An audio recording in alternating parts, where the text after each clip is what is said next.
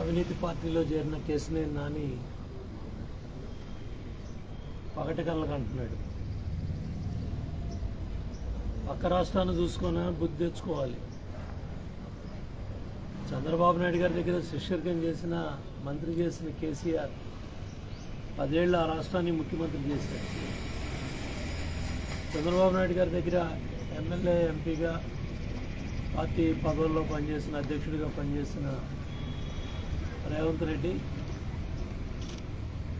పక్క రాష్ట్రానికి ముఖ్యమంత్రి అయ్యాడు. ఇవాళ వేరే పార్టీల్లోకి వెళ్ళిన రేవంత్ రెడ్డి కావచ్చు, సీతక్క కావచ్చు, ఇవాళ ఒక రాష్ట్రానికి ముఖ్యమంత్రిగా, ఒక రాష్ట్రానికి క్యాబినెట్ మంత్రిగా ఎంతోమంది తెలుగుదేశం పార్టీలో ఎన్టీ రామారావు గారు, చంద్రబాబు నాయుడు గారు ఉన్నప్పటి దగ్గర నుంచి ఎమ్మెల్యేలుగా పనిచేసిన వాళ్ళు, ఎంపీలుగా పనిచేసిన వాళ్ళు, ఎమ్మెల్సీలుగా పనిచేసిన వాళ్ళు, రాజ్యసభ మెంబర్లుగా పనిచేసిన వాళ్ళు, జిల్లా పరిషత్ చైర్మన్లుగా పనిచేసిన వాళ్ళు, ఎంపీపీ, జెడ్పీటీసీ, సర్పంచ్లుగా పనిచేసిన వాళ్ళు వివిధ పార్టీల్లో, మా పార్టీయే కాకుండా వివిధ పార్టీల్లో ఉన్నతమైన స్థానాలకు వెళ్ళారు. ఎవరో కూడా దిగజారుడు మాటలో పార్టీ రంగు మారగానే పోలవరం గుర్తుకొచ్చింది వాళ్ళ కేసినేని నానికి. పోలవరం సోమవారం పోలవరంగా చంద్రబాబు నాయుడు గారు దగ్గర 30 సార్లు డ్యామ్ సైట్కి వెళ్ళి పోలవరం 72% డ్యామ్ పనులు తీసుకెళ్తే ఇవాళ పోలవరం గురించి మాట్లాడే నైతిక అర్హత కేసినేని నానికి ఎక్కడదని నేను అడుగుతున్నాను. ఏదన్నా పోలవరం డ్యాము మాతో పాటు వచ్చావా? అటుసేవ నీళ్ళు నెత్తిమీద పోసుకున్నావు కదా మాతో పాటే. చెంబుతో పోసానన్నాడు ఒకడు, చెరువులో తెచ్చి పోసానన్నాడు ఒకడు. ఇవాళ పట్టిసీమ లేకపోతే కృష్ణా డెల్టాలో 10 లక్షల ఎకరాలు బతికేయా? ఇవాళ చేతికొచ్చిన కనీసం 25-30 బస్తాలు పట్టిసీమ పుణ్యమే కదా. పులిచింతల్లో నీళ్లుండి కూడా నీళ్ళు ఇవ్వకుండా ఇవాళ కృష్ణా డెల్టాని ముంచింది.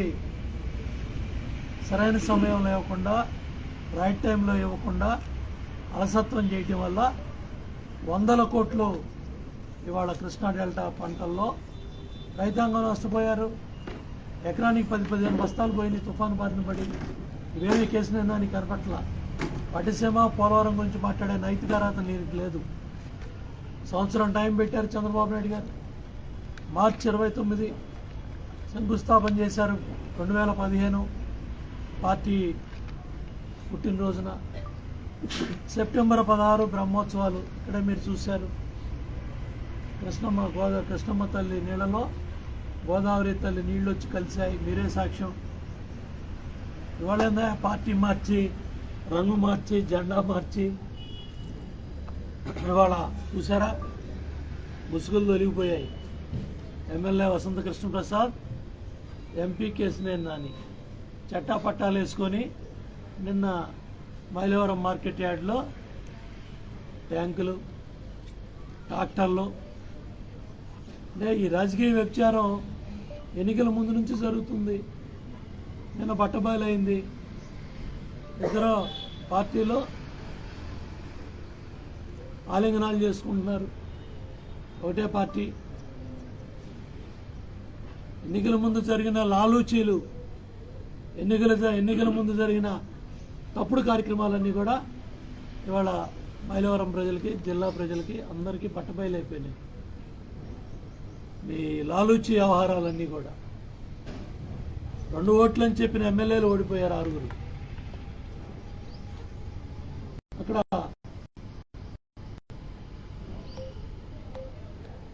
ఇవాళ శ్రీరంగ నీతులు ఎవరు చెప్తున్నారు నాని? శ్రీరంగ నీతులు నువ్వు చెబుతున్నావు. పగటి కాలంలో నువ్వు కంటున్నావు. వైసీపీ పార్టీలో చేరి మా పార్టీ లేదని చెబుతావా? మా పార్టీని భూస్థాపితం చేస్తామన్న వాళ్ళే మొక్కలైపోయారు. మా పార్టీ ఉండదని చెప్పిన వాళ్ళే గాల్లో కలిసిపోయారు. తెలుగుదేశం పార్టీ అనేది మహానుభావుడు స్వర్గీయ నందమూరి తారక రామారావు గారు మహానుభావుడు ఏ బ్రహ్మముహూర్తాన్ని పార్టీ పెట్టారో ఇవాళకి ఎన్ని ఆటుపోట్లైనా, ఎంత అవకాశవాదులు, మీలాంటి అవకాశవాదులు 2 సార్లు బీఫామ్ తీసుకొని, పార్టీ దగ్గర ఆర్థిక సాయం తీసుకొని, శాసనసభ్యుల రెక్కల కష్టంతో మీరు గెలిచి వాళ్ళ కార్యకర్తల నాయకులు గుండెల మీద తన్ని పరాయి పంచిన వైసీపీ పార్టీని అవినీతి పరుడు పక్కన పంచం చేరి ఈ దుర్మార్గుడు వసంత కృష్ణ ప్రసాద్ చేసే దుర్మార్గాలు నీకు కనపడలేదా? కొండపల్లి అడవిలో వీళ్ళంతా రాళ్ళ దెబ్బలు తినలేదా? 307 కేసులు పెట్టించుకోలేదా? కొండపల్లి మున్సిపాలిటీ కేసు కోర్టుల్లో పెట్టి 2 ఏళ్లుగా వీళ్ళని మానసిక క్షోభకు గురి చేస్తా ఉన్న వసంత కృష్ణ ప్రసాద్ పక్కన కూర్చొని శరంగనీతులు చెప్తావా? పగటికల్లా అంటావా? మా పార్టీ చెప్తున్నావా? భూస్థాపితం అయ్యేది మీ పార్టీయే, గుర్తుపెట్టుకో. వైసీపీ పార్టీ బంగాళాఖాతంలో కలిసేది వైసీపీ పార్టీ, గుర్తుపెట్టుకో. ఇదే చివరి ఎన్నికలు నీకు, మాకు కాదు. చివరి ఎన్నికలు మీకే అవుతాయి. తెలుగుదేశం జనసేన ప్రభుత్వం అధికారంలో రాబోతోంది. 151 సీట్లని విర్రవీగుతా ఎవడ తప్పుడు కోతలన్నీ వస్తా ఉన్నారు. పోలవరం గురించి, పట్టిసీమ గురించి అరువులు మీరు తీసుకొచ్చారా? మరి ఎందుకు ఏడారాపోయారా 5 ఏళ్ళు? ఎందుకో ఇరిగేషన్ మంత్రి అంబటి రాంబాబు చేతులు ఎత్తేస్తున్నాడు. పోలవరం డ్యామ్ డాన్సులు వేసుకున్నాడు. నువ్వు కూడా వేసుకో డాన్సులు.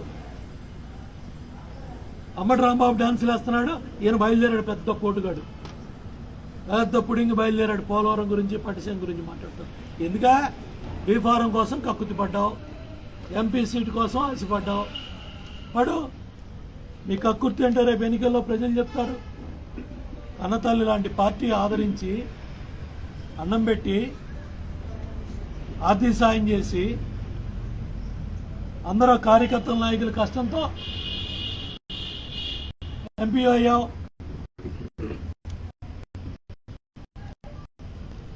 రాజకీయ విచారం, జెండాలు మార్చేసావు, పార్టీ మార్చేసావు. కూడా మార్గాలు మాట్లాడుతున్నావు. 40 సీట్లు వస్తే ఎక్కువ, ఎవరికి ఎక్కువ? మీకు 23 సీట్లు మాకు ఇచ్చారు. అవి కూడా గుర్తుపెట్టుకో. వైనాడు విన్నారు ఇవాళ, గుర్తుపెట్టుకోండి. ఆఖరి ఎన్నికలంట